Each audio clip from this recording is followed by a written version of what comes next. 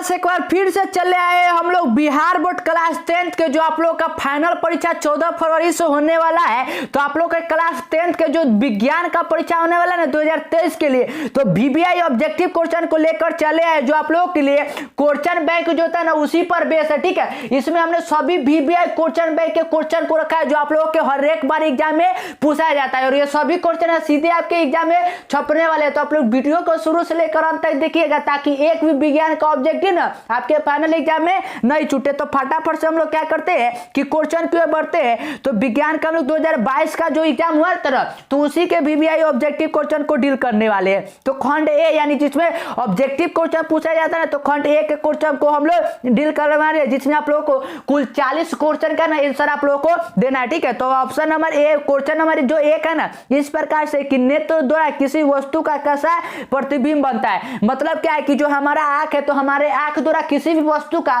कैसा प्रतिबिंब बनता है। तो हमारे नेत्र द्वारा याद रखिएगा कि प्रतिबिंब वास्तविक, उल्टा और छोटा बनता है। तो right answer option number D हो जाएगा। क्वेश्चन नंबर 2 की ओर बढ़ते हैं। तो क्वेश्चन नंबर 2 इस प्रकार से है कि विद्युत परिपथ में विद्युत धारा को मापने के लिए क्या उपयोग होता है। पूछा गया कि विद्युत परिपथ में जो विद्युत धारा आता है तो विद्युत धारा को हम लोग किससे मापते हैं, तो विद्युत धारा को हम लोग आमीटर से मापते हैं। तो right answer option number D हो जाएगा। और वोल्ट मीटर से पूछे तो विभवांतर को मापते हैं। ठीक है, तो आप इन दोनों को याद रखिएगा।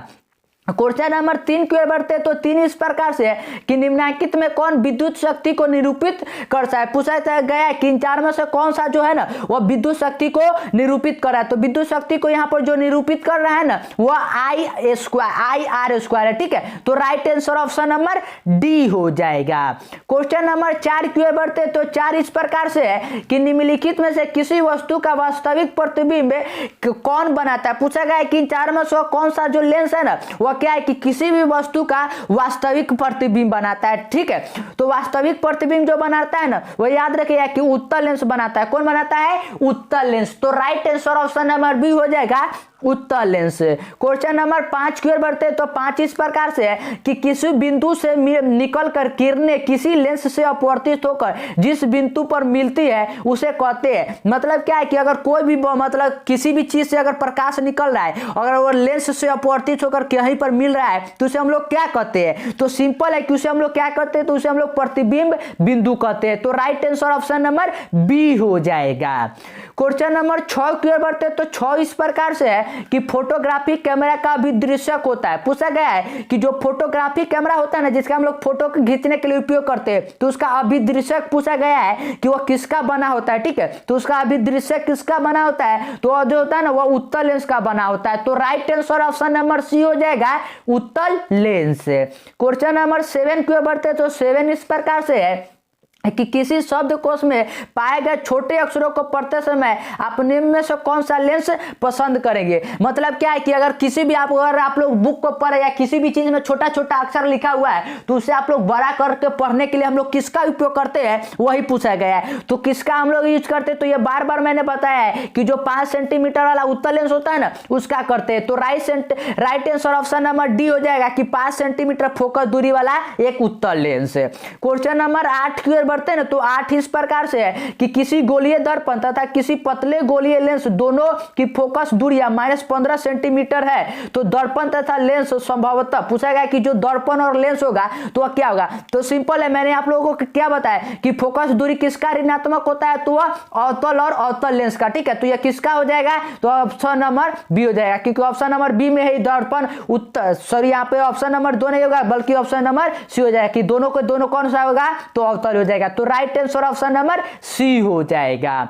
क्वेश्चन नंबर 9 की ओर बढ़ते हैं। तो 9 इस प्रकार से कि वोल्ट बराबर होता है, वोल्ट किसके बराबर होता है, तो V इक्वल टू होता है W बटा में Q। और W क्या आता है, तो कार, और कार को किस में मापते हैं, तो जूल में, तो जूल। और Q है ये यानी कि आवेश, और आवेश को किस में मापते हैं, तो कूलम में। तो जूल बटा कूलम जो ना जाएगा वो हम लोग का राइट आंसर हो जाएगा। और ये क्या है, तो हमारे ऑप्शन नंबर बी में। तो right answer option number B हो जाएगा। क्वेश्चन नंबर 10 की ओर बढ़ते ना, तो 10 इस प्रकार से कि विद्युत आवेश के प्रवाह दर को कहते हैं। अगर विद्युत आवेश प्रवाह हो रहा है तो उसके प्रवाह के दर को हम लोग क्या कहते हैं? तो सिंपल है कि जब आवेश प्रवाह होता है तो विद्युत धारा उसी को तो कहते हैं। तो इसका right answer option number A हो जाएगा, विद्युत धारा। और विद्युत धारा का फॉर्मूला क्या होता है कि विद्युत धारा का फॉर्मूला होता है I = Q/m coulomb per second होता है। तो इसे भी याद रखिएगा।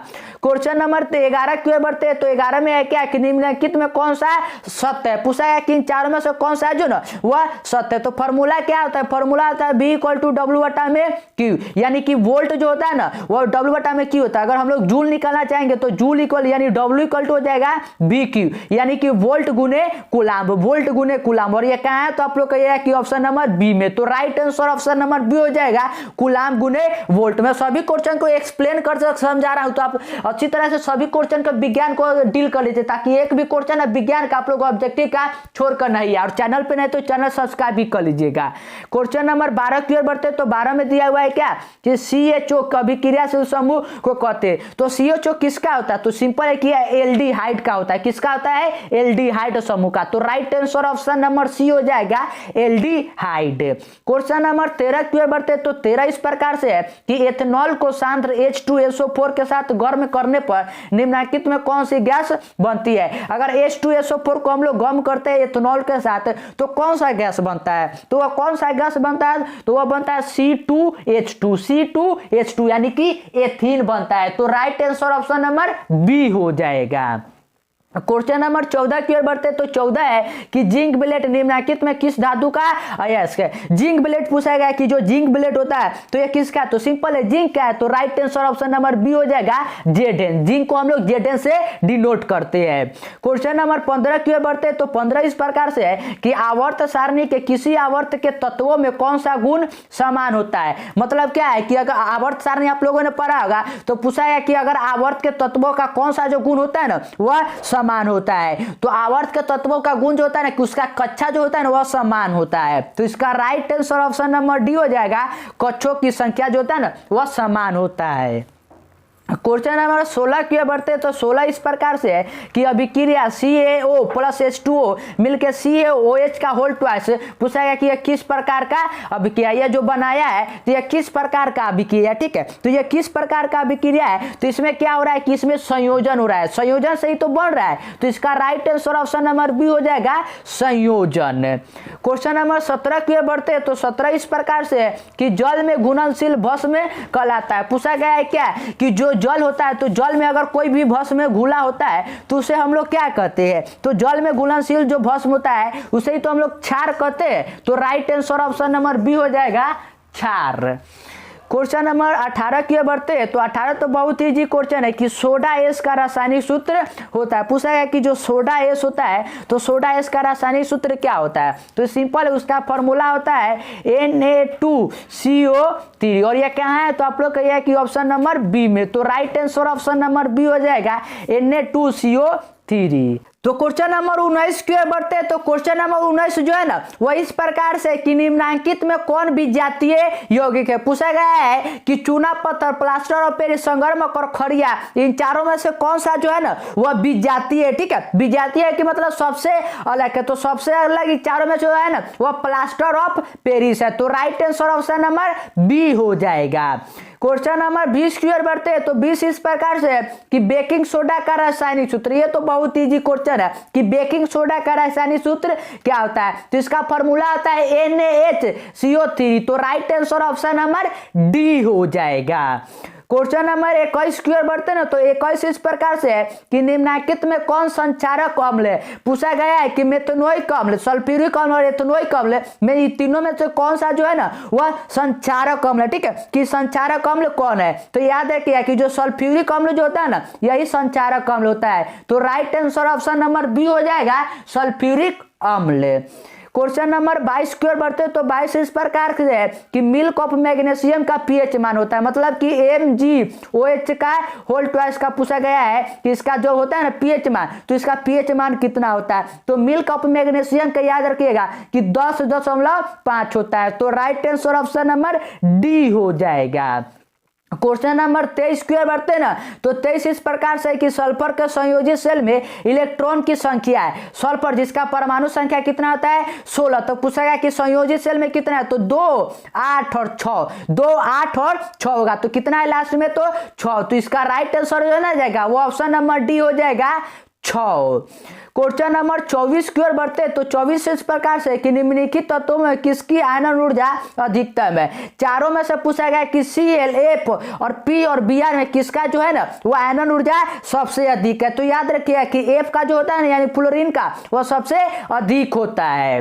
क्वेश्चन नंबर 25 की ओर बढ़ते तो 25 में कि निम्नलिखित में कौन सा मात्रक है ना वाट W के बराबर होता है। तो W इक्वल टू यानी P इक्वल टू होता है W बटा में T। तो W हो गया जूल और T हो गया क्या तो समय। तो जूल अपॉन सेकंड जो होता है ना यही राइट आंसर हो जाएगा। और जूल अपॉन सेकंड का है तो आप लोग कहिए कि ऑप्शन नंबर ए में। तो right answer option number A हो जाएगा joule upon second. Question number 26 की ओर बढ़ते तो 26 में क्या है कि विद्युत हीटर के तार की कुंडली बनी होता है। जो विद्युत हीटर होता है तो उसका पूछाएगा कि तार का कुंडली किसका बना होता है। तो तार का उसका जो कुंडली होता है ना तो ये याद रखिए कि वो नाइक्रोम का बना होता है। किसका नाइक्रोम का। तो right answer option number D हो जाएगा। क्वेश्चन नंबर 27 की ओर बढ़ते तो 27 है कि किसी परिपथ का वह गुण जो विद्युत ऊर्जा को उष्मा में बदल देता है वह कहलाता है कि विद्युत ऊर्जा है और अगर उसको उष्मा में बदल दे रहा है तो उसे क्या कहते हैं यही पूछा गया है। ठीक है तो वह गुण क्या कहलाता है तो सिंपल है कि वह प्रतिरोध कहलाता है। तो right answer option number A हो जाएगा। क्वेश्चन नंबर 28 की ओर बढ़ते हैं तो 28 इस प्रकार से है कि एक विद्युत सेल से धारा प्राप्त करने पर इसके सिरों के बीच विभवांतर का मान होता है। पूछा गया है कि अगर कोई भी विद्युत सेल है ना तो अगर उससे धारा प्रवाह होता है तो बीच विभवांतर का जो मान होता है वह किसके बराबर होता है यही। ठीक है कि विद्युत वाहक से अधिक या कम या 2 गुना होता है। तो किसके बराबर होता है तो याद रखिएगा कि विद्युत वाहक बल से ना कम होता है। तो right answer option number B हो जाएगा। क्वेश्चन नंबर 29 की ओर बढ़ते तो 29 तो बहुत इजी क्वेश्चन है कि अनवीकरणीय ऊर्जा का स्रोत है। पूछा गया कि अनवीकरणीय ऊर्जा का स्रोत जो है ना इन चारों में से वह कौन सा है। तो अनवीकरणीय ऊर्जा मतलब क्या हुआ कि जो मतलब लिमिटेड है। ठीक है तो लिमिटेड कौन है तो कोयला है। तो right answer option number A हो जाएगा कोयला। क्वेश्चन नंबर 30 की ओर बढ़ते तो 30 इस प्रकार से कि तरंगदैर्ध्य को सामान्यतः व्यक्त किया जाता है। जो तरंगदैर्ध्य होता है यानी लैम्डा तो लैम्डा का मान पूछा गया है कि सामान्यतः किसके मतलब कि व्यक्त करते तो किस में व्यक्त करते हैं। तो तरंगदैर्ध्य को हम लोग किस में व्यक्त करते हैं तो सिंपल है कि उसे हम लोग मीटर में करते हैं। तो right answer option number A हो जाएगा मीटर में। और ये सभी क्वेश्चन है डिट्टो आप लोगों के एग्जाम में छपने वाले हैं। ठीक है क्योंकि क्वेश्चन बैंक का क्वेश्चन है और आप लोग जानते हैं कि आप लोगों के एग्जाम में जो क्वेश्चन बैंक होता है तो क्वेश्चन बैंक से कम ना होता है कि 40-50% आप लोगों का क्वेश्चन रिपीट होता है। ठीक है तो आप लोग ऐसे क्वेश्चन है तो इसलिए सभी क्वेश्चन को याद करते चलिएगा। क्वेश्चन नंबर 31 की ओर बढ़ते हैं तो 31 इस प्रकार से कि किसी चालक तार से प्रवाहित विद्युत धारा में गतिशील कण होता है। गतिशील कण कौन सा होता है तो सिंपल है कि वह इलेक्ट्रॉन होता है। इलेक्ट्रॉन चलता है तभी तो धारा प्रवाह होता है। तो right answer option number C हो जाएगा। क्वेश्चन नंबर 32 की ओर बढ़ते हैं तो 32 में क्या है कि 12 वोल्ट यानी V का मान है आप लोगों को 12 दिया हुआ और 2 कूलम यानी Q का मान है आप लोगों को 2। तो पूछा गया कि कार तो कार का क्या फॉर्मूला आता है कि W इक्वल टू होता है VQ। तो V का मान हो जाएगा 12 और Q का मान हो जाएगा 2। तो 12 गुने 2 करिएगा तो कितना मिलेगा तो 24 मिलेगा। तो 24 जूल जो ना जाएगा वो हम लोग का राइट आंसर हो जाएगा। तो right answer option number D हो जाएगा। क्वेश्चन नंबर 33 की ओर बढ़ते तो 33 है कि मेंडेल ने अपने आनुवंशिक प्रयोग तो किस पौधे का उपयोग किया था। तो सिंपल है किसका उपयोग किया गया था तो उसने मटर का पौधा का किया था। तो right answer option number C हो जाएगा। क्वेश्चन नंबर 34 की ओर बढ़ते तो 34 है कि किस प्रकार के श्वसन से अधिक ऊर्जा मुक्त होती है। पूछा गया है कि कौन सा श्वसन होता है जिसमें ना अधिक ऊर्जा मुक्त होता है। क्या वायवीय होता है या अवायवीय होता है। ठीक है तो कौन सा श्वसन होता है जिसमें अधिक ऊर्जा जो होता है सिर्फ व्यय होता है। तो वह कौन सा होता है तो याद रखिए कि जो वायवीय होता है ना उसमें ज्यादा ऊर्जा मुक्त होता है। तो right answer option number A हो जाएगा। क्वेश्चन नंबर 35 की ओर बढ़ते हैं तो 35 है कि मानव में नर जनन ग्रंथि कहलाता है। जो मानव होता है तो मानव में जो नर जनन का ग्रंथि होता है तो उसे हम लोग क्या कहते हैं, मतलब कि जो पुरुष होता है तो उसमें पूछा गया है कि ग्रंथि क्या होता है, जनन ग्रंथि। तो उसमें कौन सा ग्रंथि होता है, तो वह वृषण होता है। क्या होता है, वृषण। तो right answer option number A हो जाएगा। क्वेश्चन नंबर 36 की ओर बढ़ते हैं तो 36 में क्या है कि जीवन की एक महत्वपूर्ण विशेषता है। पूछा गया है कि जो जीवन है तो जीवन का एक महत्वपूर्ण विशेषता क्या है। तो जीवन की महत्वपूर्ण विशेषता क्या है कि हम लोग बचपन में पैदा होते हैं, फिर सियाना होता है, फिर बच्चा, बच्चा से सियाना, फिर मतलब ऐसे करके बूढ़े भी हो जाते हैं। तो वृद्धि लगातार होते रहता है। तो इसका राइट आंसर जो ना जाएगा वो ऑप्शन नंबर बी हो जाएगा, वृद्धि। क्वेश्चन नंबर 37 की ओर बढ़ते हैं तो 37 में क्या है कि स्वपोषण होता है। पूछा गया कि जो स्वपोषी होता है वह किस में होता है, तो स्वपोषी मतलब जो खुद अपना भोजन तैयार करते हैं। तो सिंपल है कि पौधा में तो होता ही होता है, पौधा में तो होता ही होता है, तो पौधे में ही होता है, ठीक है। और बाकी जो कवक है तो कवक में होता है नहीं, और प्रोस्टिटा में भी नहीं होता है। तो right answer option number A हो जाएगा, पौधा में। क्वेश्चन नंबर 38 की ओर बढ़ते हैं तो 38 है कि ग्लाइकोलोसिस होता है। पूछा गया है कि जो ग्लाइकोलोसिस होता है तो वह किस में होता है, ठीक है। तो ग्लाइकोलोसिस किस में होता है, तो याद रखिए कि ग्लाइकोलोसिस जो होता है ना यह कोशिका द्रव में होता है। क्वेश्चन नंबर 39 की ओर बढ़ते हैं तो 39 है कि तंत्रिका तंत्र की संरचनात्मक एवं कार्यात्मक इकाई को कहते हैं। उसको हम लोग क्या कहते हैं, तो उसको हम लोग क्या कहते हैं, तो उसको हम लोग न्यूरॉन कहते हैं। क्या कहते हैं, न्यूरॉन। तो right answer option number A हो जाएगा। क्वेश्चन नंबर 40 की ओर बढ़ते हैं तो 40 में दिया हुआ है क्या कि कौन सा एंजाइम वसा पर क्रिया करता है। कौन सा इन चारों में से एंजाइम है ना जो वसा पर कर रहा है कि एंजाइम कार्य करता है, तो कौन करता है, तो सिंपल है कि लाइपेज जो है ना वही कार्य करता है। तो right answer option number D हो जाएगा। और क्वेश्चन नंबर 41 में है कि ओजोन का आणविक सूत्र होता है। जैसे कि ऑक्सीजन का आणविक सूत्र O2 होता है, तो ओजोन का पूछा गया कि क्या होता है, तो उसका जो होता है ना तो याद रखिए कि उसमें सिर्फ एक बढ़ जाता है यानी O3 हो जाता है। तो right answer option number B हो जाएगा। क्वेश्चन नंबर 42 की ओर बढ़ते हैं तो 42 में क्या है कि पीएच का कौन सा क्षारण विलयन को निरूपित करता है। तो इसमें क्या है कि पीएच स्केल में बताया था कि 7 से मतलब कि 7 से जो आगे आता है ना वह क्षार होता है, और 7 से जिसका मान पीएच होता है वह अम्ल होता है। तो 7 से आगे देखिए तो यह 7 से कम है तो ये भी नहीं होगा, 7 से तो ये भी नहीं होगा, लेकिन ऑप्शन नंबर सी में देखिएगा तो यानी 7 से, तो यही जो ना जाएगा वह राइट आंसर हो जाएगा क्षारक विलयन का। क्वेश्चन नंबर 43 की ओर बढ़ते हैं तो 43 में कि जल के एक अणु में हाइड्रोजन एवं ऑक्सीजन की परमाणुओं की संख्या का अनुपात। सिंपल है, तो जल का फॉर्मूला क्या होता है, तो H2O। तो H कितना है तो 2 है, और ऑक्सीजन कितना है तो 1, तो 2:1 जो ना जाएगा वो हम लोग का राइट आंसर हो जाएगा। और ये कहां है, तो हमारे ऑप्शन नंबर बी में है 2:1। क्वेश्चन नंबर 44 की ओर बढ़ते हैं तो 44 में किनेमाकी संकेतों द्वारा व्यक्त तत्वों में कौन सा धातु है। पूछा गया कि जो ए, बी, सी और डी है तो इन चारों में से वो कौन सा जो तत्व है ना वह धातु है, ठीक है। तो धातु इन चारों में से बताना है आप लोगों को कि धातु कौन है, तो कौन है, तो वह बी है यानी ब्रिलियम। तो right answer option number B हो जाएगा। क्वेश्चन नंबर 45 की ओर बढ़ते हैं तो 45 है कि अम्लीय ऑक्साइड के विलयन का पीएच मान होता है। जो अम्लीय ऑक्साइड होता है तो उसका पीएच मान कितना होता है, तो उसका याद रखिएगा कि 4 होता है। कितना होता है, 4। तो right answer option number D हो जाएगा। क्वेश्चन नंबर 46 की ओर बढ़ते तो 46 है कि सबसे कठोर प्राकृतिक पदार्थ है। पूछा गया है कि जो नेचुरली होता है तो नेचुरली सबसे कठोर पदार्थ कौन सा होता है, तो सबसे कठोर कौन होता है, तो याद रखिए कि हीरा। कौन होता है, हीरा। तो right answer option number C हो जाएगा। क्वेश्चन नंबर 47 की ओर बढ़ते तो 47 है कि सिल्वर आयोडाइड का रंग कैसा होता है। पूछा गया है कि जो सिल्वर आयोडाइड होता है तो उसका रंग कैसा होता है, तो सिल्वर आयोडाइड का रंग याद रखिएगा कि उसका जो रंग होता है ना वह पीला होता है। कैसा होता है, पीला। तो right answer option number B हो जाएगा। क्वेश्चन नंबर 48 की ओर बढ़ते तो 48 है कि श्वसन किस प्रकार की रासायनिक अभिक्रिया है। जो श्वसन है तो श्वसन किस प्रकार का रासायनिक अभिक्रिया है, तो इसमें क्या होता है ना कि उसमें ऊर्जा का क्या होता है कि वियोजन होता है, तो यानी उसमें छेपी होता है। तो right answer option number B हो जाएगा, उसमें छेपी। क्वेश्चन नंबर 49 की ओर बढ़ते हैं। तो 49 है कि पौधों में नर जनन अंग कहाँ पाए जाते हैं। पूछा गया है कि जो पौधा होता है तो पौधा में जनन अंग कहाँ पर पाया जाता है। ठीक है, तो पौधा में जो जनन अंग पाया जाता है ना, यह पाया जाता है पुष्प में। किसमें? पुष्प में। तो right answer option number B हो जाएगा।